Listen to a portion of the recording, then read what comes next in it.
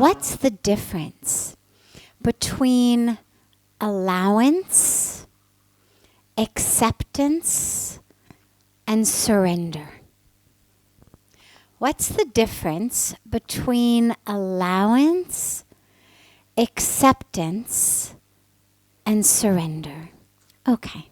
Well, the concept of allowance implies that we might have a choice. Right? I mean, if I don't allow, then what? The problem with that concept is that we don't actually have much of a choice. What we have a choice over is my response to what happens, not over actually what's happening. So one way to think about it is, there's a tsunami coming. I'm on the beach. Tsunami's coming. I decide I'm not going to allow this tsunami to happen. So I hold up a literal or metaphoric stop sign. Tsunami doesn't care. Right? I mean, the fact that I happen to have a stop sign in my hand is utterly irrelevant. The tsunami's going to hit. Whether I have a stop sign in my hand, a go sign in my hand, or no sign in my hand. In life, that which happens is happening for a reason. Doesn't mean everything feels good. Doesn't mean everything feels nice. Doesn't mean everything is how, if we were in charge of the world, we would make it. But the most simple reason has to do with the laws of nature. The law of karma, of course, is one of the laws of nature. There's other laws of nature. Everything that goes up has to come down, also a law of nature. There's a lot of laws of nature that things are subject to. This body is going to degenerate. Law of nature. I will not allow myself to get old. Sorry. The body is gonna do its thing. My refusal to allow the matter of the body to develop wrinkles, to droop, my refusal to allow the hair to turn gray, it's a joke. Doesn't work. Nobody cares whether I'm going to allow it to happen or not allow it to happen. The only things that we think we have control over are a few people in our lives. So your children, I do not allow you to go to the party. Fine, you have control over that. Usually. Depending on how audacious your children may be. Allowance we do simply when we recognize that there really is no other option. Allowance is not some great spiritual feat. It's an important first step. You're not going to get very far on your spiritual path by not allowing things. Because what you're going to find is that you're banging your head against wall after wall after wall. So we begin by saying, okay, I'll allow the laws of nature to happen. Okay, tsunami, I'm going to allow you to come. It's a little salve that the ego needs as it's beginning to be dismantled. It gives us just a little bit of that drama of control. Little bit of that myth of control. Okay, I've allowed it to happen. I'm allowing myself to age. Really. But see, as we embark, it's a little bit, the ego feels a little bit better, as though I'm somehow permitting nature to take its course. Acceptance, then, is another step. Acceptance is not just, I'm going to allow nature to happen as though I actually had an alternative. Acceptance is, I'm going to stop fighting not just externally against it, not just the stop sign in my hand at the tsunami, but I'm going to stop the internal fight against it. I'm going to stop telling myself that it shouldn't happen. Acceptance says not just it's going to happen and there's nothing I can do about it, so therefore I will allow it. But it's going to happen. There's nothing I can do about it. And therefore it must be happening for a reason. And that reason must have goodness as the highest goal. Now again, goodness does not mean right now it feels good. Goodness doesn't mean I'm enjoying this. But goodness means in the broadest picture, if I had the ability to step far enough back to see the whole tapestry, not only of my life, but the whole tapestry of all of creation, that my life was just one thread woven in, that if I could get a big enough view, I would say, good. And in that awareness, acceptance starts to blossom. Okay. May not feel good right now, but I have faith. Acceptance requires a level of faith. And again, like I said on the banks of Ganga, and like we say all the time, doesn't matter what you have faith in. Doesn't matter what you call it. Doesn't matter if there's a form or no form. But the simple awareness that there is something higher. There is something deeper. There is something that runs through all of us. That when we connect to each other, it's not just physical body to physical body. The awareness that if you've ever had what you could call a soul-to-soul connection with another person, with an animal, with a tree, with a sunset, if you've ever had that connection with anything on earth, you're aware of the fact that there is something other than just the physical body. And that awareness of something that is there is an awareness of something that has an intelligence. Doesn't mean that a white-bearded male god with a staff is sitting up there making choices and doing good and bad and waving a wand. For some, that may be the image.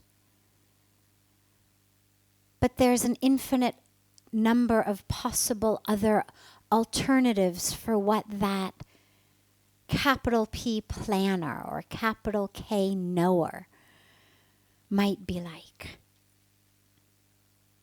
Could just be essence. Could just be the presence of knowing. Maybe there isn't a knower. Maybe it's just knowing. Maybe it's just intelligence. But whatever it is, acceptance requires a faith in something that is higher, that is deeper, that is bigger. And an awareness that that something is intelligent and is kind. And that if I could just have a far away enough view, I would be able to see what it means. So the tsunami is coming. the aging is coming. The waves of life come. I allow them because, of course, I have no choice. And I accept them because I have an awareness that they are happening for a reason. And that my goal in life, my highest goal, is not about how strong can my stop sign be, but about how much can I grow, learn, unfold, awaken, accept the invitation, show up for the party. Whatever metaphor works for you that life has offered me. And that's my highest goal. And therefore I have to accept that which is happening to get me there as part of the invitation, as part of my unfolding.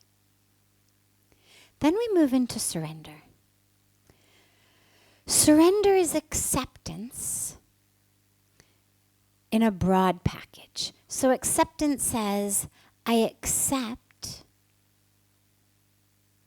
that I've just lost my job or lost a loved one or had something bad happen. Because of course, nobody struggles with acceptance of the good things.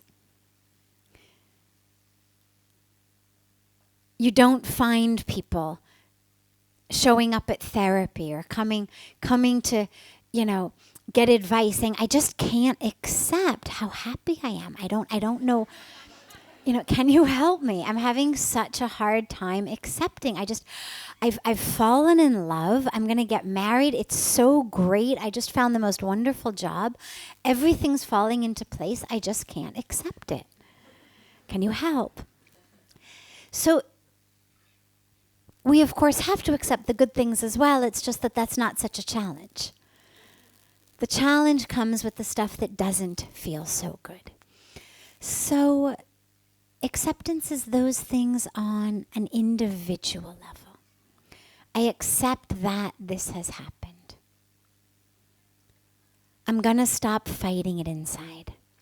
I'm going to stop pretending that if I just squeeze my eyes tightly closed enough, that person won't really be dead.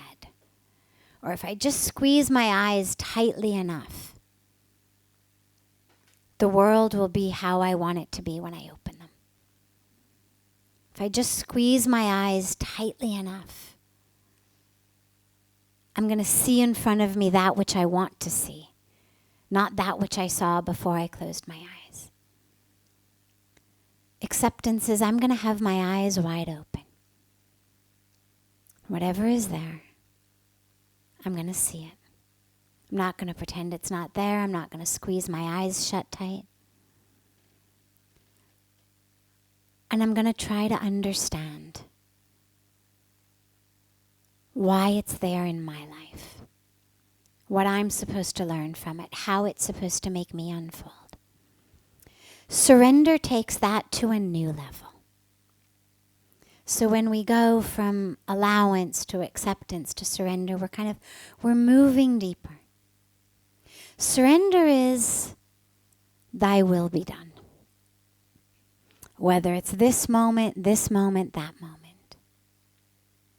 Surrender says, I'm tired of having this really, really rigid tree trunk. Because where I live, it's really windy. And every time the wind comes, I've got to grab on so hard to the dirt with my roots that it's all I can do to keep myself from being knocked over. And instead, I'd really like to have the fluidity of a blade of grass, so that when the wind comes, I could just bend. And then I wouldn't have to spend every minute of my life holding on just to stay alive. It's sadly how most of us live. There's a beautiful parable of a man who was holding on to a rope for dear life, And both of his hands, of course, because if he lets go, he's going to fall and plummet to his death. So he's holding on to the rope. And he hears an angel, and the angel says, let go. He says, I can't let go. If I let go, I'm gonna fall, I'll die. It's such a long way down. And the angel says, well, just let go with one finger. And she's got such a sweet voice, and he says, okay. So he lets go with one finger. The other 9 are still able to hold on. But slowly, slowly, this intoxicatingly angelic, lulling angel gets him to let go finger by finger until he's holding on with only one finger left. And the angel says, let go. And he says, now I can't. I've listened to you for all of these other fingers. Somehow, magically, one finger is keeping me on this rope, keeping me alive. But now I know if I let go, I'm absolutely going to fall. No more of your lulling, sweet voice. I'm not going to listen. And she says, just let go. You won't fall. Just let go. And somehow, through some just grace, surrender, he lets go, fully prepared to plummet to his death. And he finds he doesn't go anywhere.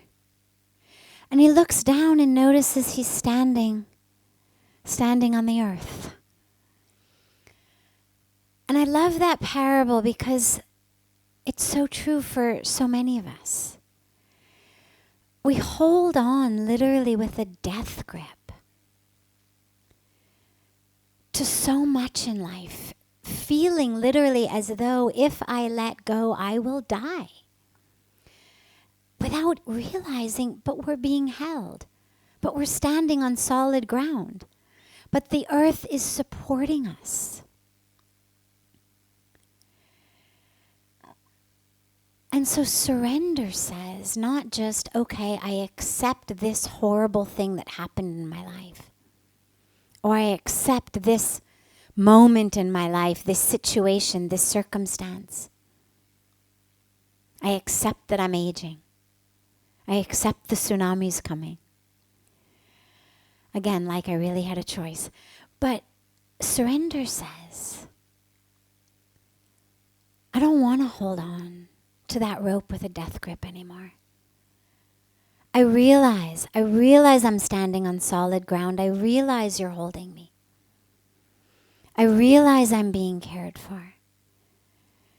I realize you know.